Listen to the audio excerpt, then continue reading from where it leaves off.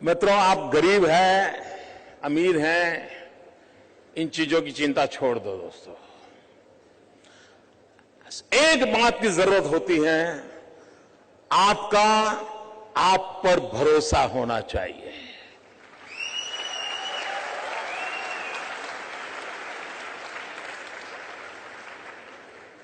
मित्रों, मेरे परिवार में 7 पीढ़ी में राजनीति का रवि मालूम नहीं है।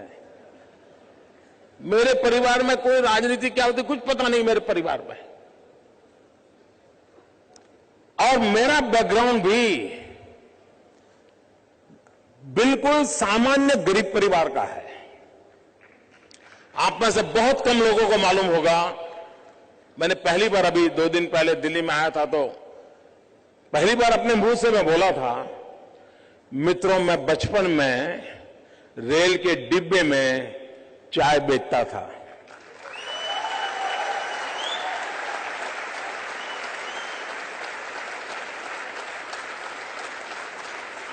और आज आपके सामने खड़ा हूं।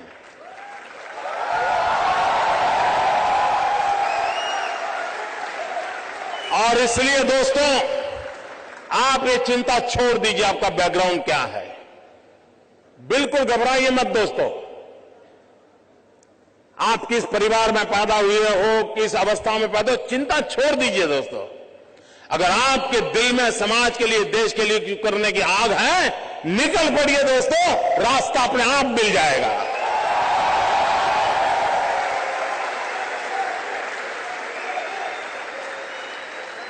लेकिन मित्रों, लेना, पाना, बनना, ये ख्वाब लेके चलोगे तो ख्वाब ही रह जाएगा।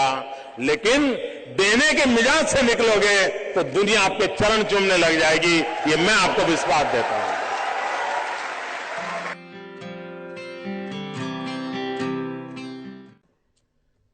स्टार्टअप, मैं कल एडम से बात कर रहा था तो बड़ा इंटरेस्टिंग है, उसको मिलने जैसा है। उसको हिंदुस्तान की स्पिरिचुअल दुनिया में बड़ा इंटरेस्ट है। लेकिन उसने मुझे एक बात अच्छी बताई। वो कह रहा है जो पैसे कमाने के इरादे से आता है वो कभी स्टार्टअप कर ही नहीं सकता है।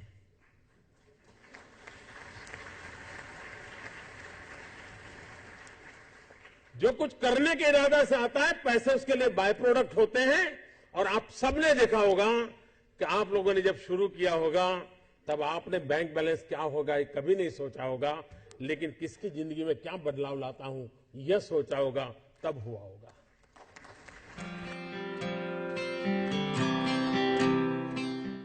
मित्रों, कभी कभी नौजवानों की जिंदगी में कठिनाई आती है। सुबह अगर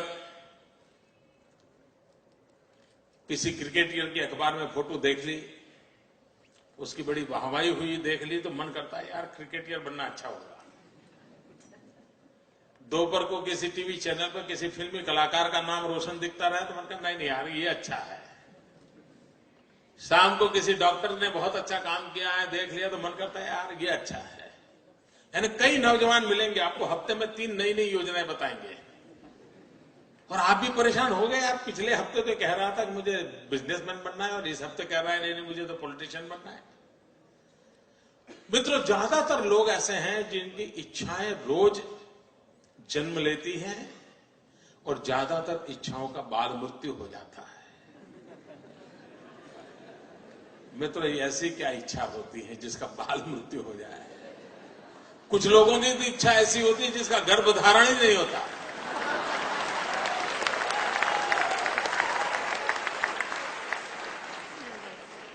और मित्रों, कुछ लोग होते हैं जिनकी इच्छाएं रोज बदलती रहती है। और जब इच्छाएं रोज बदलती रहती है तो आपके साथी आपको क्या कहते हैं? आपको यही कहेंगे यार छोड़ो, वो तो बड़ा तरंगी है, वो सुबह शाम नई नई चीजें सोचता रहता है, वो बेकार है यार, वो तो ऐसे ही उटपटांग बातें करता है। ऐसे कैसा ही होता है ना। मित्रों, मेरा कोई नौजवान साथी ऐसा नहीं होना चाहिए जिसकी इच्छाएं लोगों के लिए मजाक का कारण बने। कोई नौजवान ऐसा नहीं होना चाहिए जिसकी इच्छाएं तरंग बन जाए। और इसलिए मित्रों, आवश्यक है और कोशिश करनी चाहिए। इच्छा बुरी चीज नहीं है। लेकिन इच्छाओं को बदलते रहना बुरी चीज है। इच्छाएं स्थिर होनी चाहिए, और अगर इच्छा स्थिर है तो संकल्प बनती है, और संकल्प में जब परिश्रम जुड़ता है तो सिद्धि बन जाती है। और इसलिए इच्छा प्लस स्थिरता इज इक्वल टू संकल्प, संकल्प प्लस परिश्रम इज इक्वल टू सिद्धि। इस छोटे से अर्थ अलजेब्रा के समीकरण को लेकर के हम जिंदगी को बनाने की कोशिश करेंगे तो मैं मानता हूं मित्रों कि हम जीवन में कभी विफल नहीं हो सकते।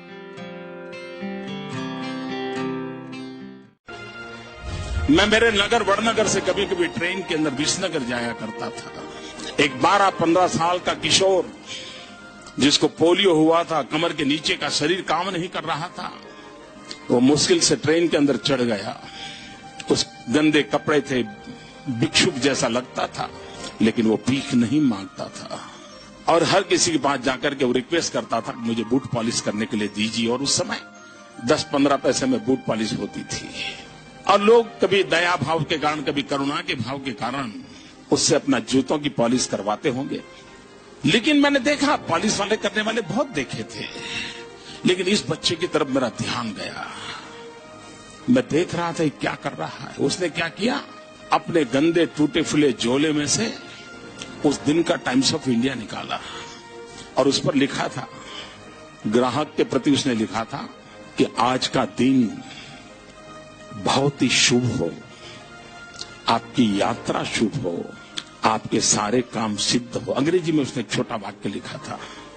और जैसे ही उसने जूते दिए पॉलिश करने के लिए, तो इसने उनके हाथ में टाइम्स ऑफ इंडिया पकड़ा दिया। उस ग्राहक को भी लगा कि 10 पैसे में पॉलिश हो रही है और 1 रुपए का अखबार पढ़ने को मिल जाता है। इस घटना को मैं देख रहा था तो मैंने उस बालक को पूछा, मैंने कहा भाई तुम हो कौन? बोले मैं कर्नाटक का हूं, कोई परिवार में है नहीं, मेरी शरीर की हालत अच्छी नहीं है, लेकिन मैं सम्मान से जीना चाहता हूं, इसलिए मैं यहां पहुंच गया हूं, करते करते काम कर रहा हूं। और बोले मैं लोगों की सबसे अधिक सेवा करना चाहता हूं। बोले हर दिन सुबह एक टाइम्स ऑफ इंडिया खरीद लेता हूं और दिन भर में 25-30 लोगों की जब पॉलिश करता हूं, 5 मिनट 7 मिनट पॉलिश करता हूं, उतनी देर वो अखबार पढ़ लेते हैं और मुझे आशीर्वाद भी देते हैं, पैसे भी देते हैं। मैंने इस दृश्य को देखा तब मुझे गीता पूरी तरह समझ आ गई। मुझे लगा इसको कहते हैं योग कर्मशु कौशलम। पॉलिश करने वाले काम को उसने योग बना करके जिस प्रकार से उसमें प्रोफेशनलिज्म ला करके काम किया था, और यही तो योग कर्मशु कौशलम है, जो जिंदगी को जोड़ देता है, कार्य में जीवन को जोक देता है। वो यौगिक अवस्था को प्राप्त करके जीवन में एक अद्भुत अनुभूति का एहसास करता है। संगठन का काम करना ये उनका जो मूलतम कार्य है वो है। कई प्रांतों में पार्टी का काम करते रहे हैं और जिन लोगों के साथ काम करते रहे हैं उनको भी लगता है कि वो टफ टास्क मास्टर हैं, डिसिप्लिनरियन हैं, नए नए आइडियाज उनको सूझते हैं। अगर वो चुनाव लड़वा रहे हैं पार्टी को किसी प्रांत में तो उसमें भी वो क्रिएटिव हैं। संगठन को और मजबूत कैसे बनाना, पार्टी का नेटवर्क और कैसे, या उसका बेस कैसे और भी ब्रॉड बनाना, वो उसमें अच्छी तरह से उनकी शक्ति का वो उपयोग करते हैं। ऑर्गेनाइजेशन तो बहुत अच्छा करते ही हैं, इसलिए तो यहाँ भी काफी ऑर्गेनाइजेशनल ड्यूटीज उनको दी जाती है।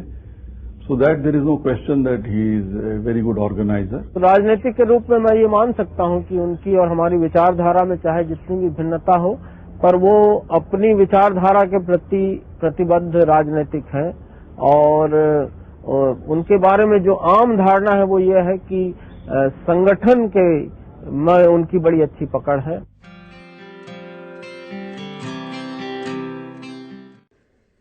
क्योंकि ज्यादातर ये फर्स्ट जनरेशन एंटरप्रेन्योर है, ऑल स्टार्टअप्स।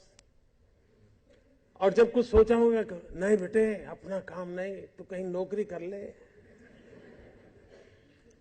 शुरू में जब दोस्तों ने सुना होगा बहुत मजाक उड़ाया होगा, उपहास किया होगा, जाते आते आपको उसी उपनाम से सुनाते होंगे, ये कुछ करने वाला है, ये करने वाला है।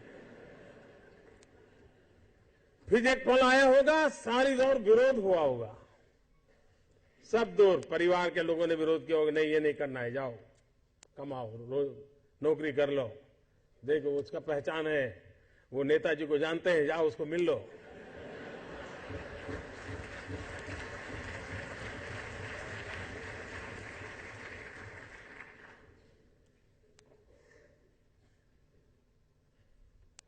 उस विरोध के बावजूद भी जो टिके होंगे, आज सब लोग कहते होंगे कि यार इसने तो कमाल कर दी, कुछ ऐसा मुझे भी करना है। हर किसी के स्टार्टअप की जिंदगी की यही कहानी है। एक भीतर से एक ऊर्जा होती है, भीतर में सपने होते हैं, उसके साथ खप जाने का इरादा होता है, तब जाकर के परिस्थितियां पलटती है। और दुनिया में हर किसी ने यही किया होगा।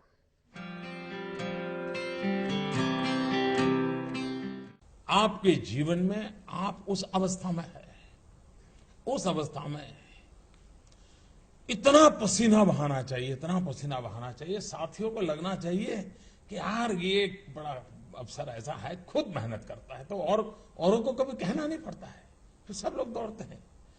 आप अगर बोर्ड लगाओगे एक समय पर ऑफिस आना चाहिए, उसकी उतनी ताकत नहीं है कि आप समय के पहले 5 मिनट पहुंच जाए, उसकी ताकत है। आप अफसरों को कहेंगे भाई सप्ताह में 1 दिन दौरा करना चाहिए, रात को गांव में रुकना चाहिए, 2 दिन रुकना चाहिए, उतनी ताकत नहीं है कि जब तक हम जाकर के रुके।